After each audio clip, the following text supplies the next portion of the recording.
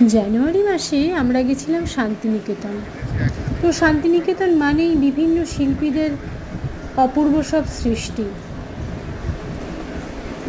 এবার যাওয়ার পরে আমরা শুনলাম ওখানে সৃজনী শিল্পগ্রাম বলে একটা জায়গা আছে, যেখানে বিভিন্ন শিল্পীরা তাদের শিল্পকে সুন্দরভাবে ফুটিয়ে তুলেছে। শুনেই আর থাকতে পারলাম না, টোটো ভাড়া করে চলে গেলাম সৃজনী শিল্পগ্রামে।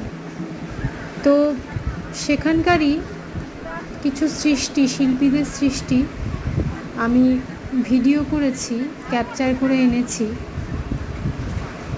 যাতে শান্তিনিকেতন না যেতে পারলেও সেখানকার সৃষ্টিকে বারবার দেখতে পারি, দেখে নিজের মনকে এই বলে সান্ত্বনা দিই যে রবি ঠাকুর সত্যি সৃষ্টি করে গেছেন, যে সৃষ্টি কখনো থামবে না, সবসময় সৃষ্টি হতেই থাকবে।